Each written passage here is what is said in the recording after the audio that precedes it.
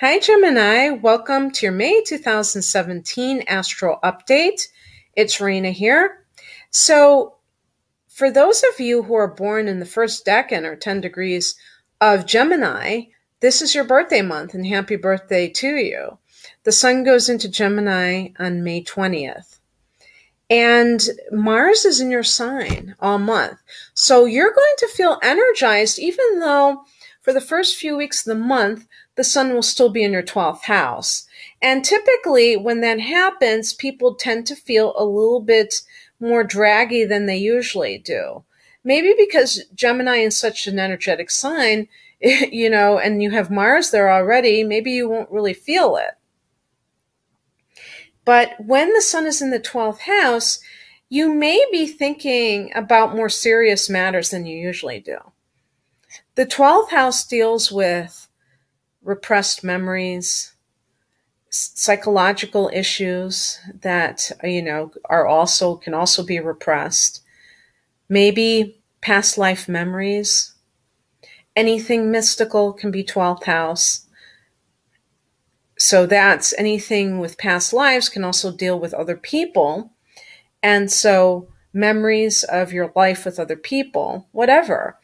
Those kind of things may spark your interest.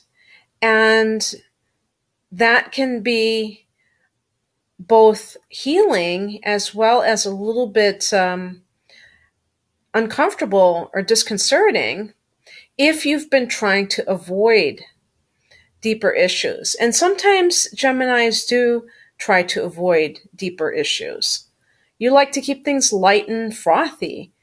And the 12th house is Pisces' natural house. And it tends to be a bit deep and, emotionally heavy sometimes, but also very enlightening. So it depends on the individual, I suppose.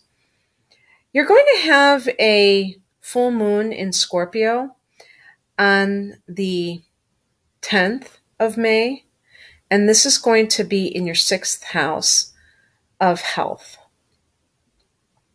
So full moons can bring something to the surface, and this could actually be physically in terms of detox. People do tend to detox during the full moon, and even the new moon. Look up the moon diet and you'll see what I mean. There's also, it could be some kind of health situation that comes to your attention that maybe has been around, but it can be a very healing time. And likewise, issues around your place of employment may also come to your attention. You may find out something about a coworker, or you may decide to leave a current location and go somewhere else. Perhaps you have finished a project that you're working on, or something that you have done has kind of come, the culmination of it is also going to possibly increase your income because maybe you get paid after it's all finished.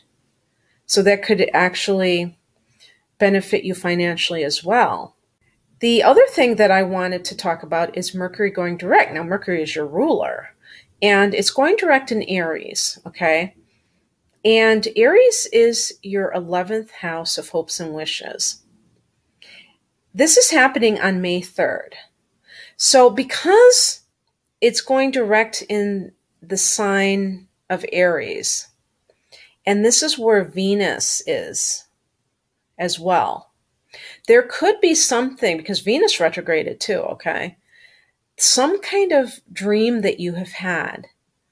You may have been kind of going back and forth, and now you may really have your mind attention set on something that you want to accomplish.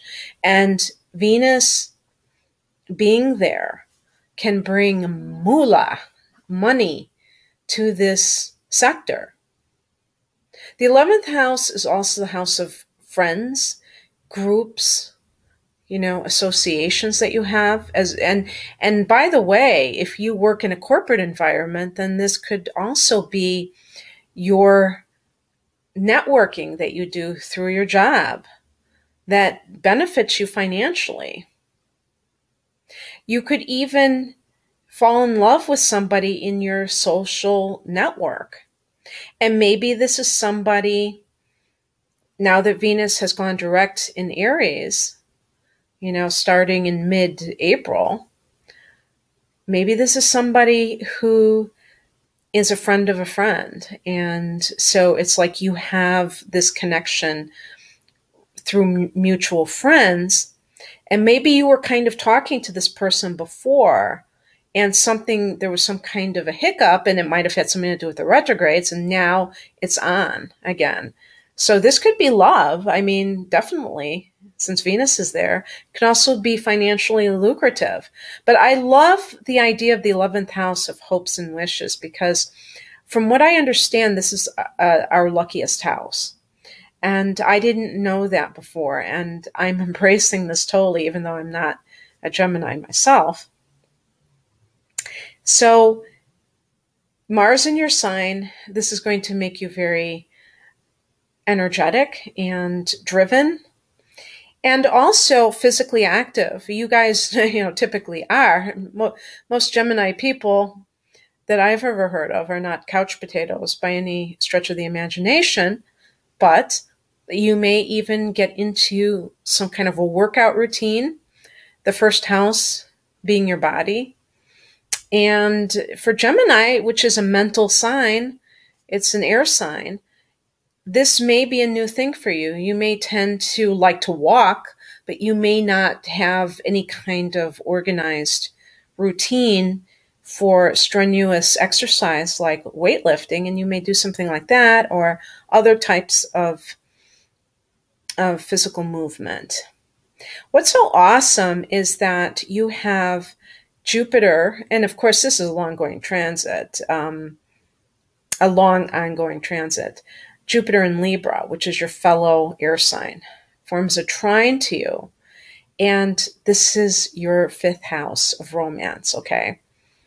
So beautiful, because, oh yeah, I want to tell you about 2 auspicious days. On May 12th and 13th, there's going to be an exact trine between these 2 planets, Mars and Jupiter. So free-flowing energy between 1st and 5th houses for you. So that could be something to do with attracting a love partner for those who are looking. Or maybe it's some kind of creative project that you're involved with, especially if it's like performance, like dance, where there's movement involved with your 1st house and dealing with body, and 5th house of creativity. That could be featured as well. And on the 25th of the month, you have your new moon. And this is at 4 degrees of Gemini. So awesome sororous, as they say. And, new beginning for you, new 12-month cycle. Make your birthday wishes at this time, and, set your intentions for what you'd like to manifest in the coming year. So, Gemini, I'm going to leave it there. If you'd like any kind of reading by me, please click on the link below, and have a great month of May. Bye.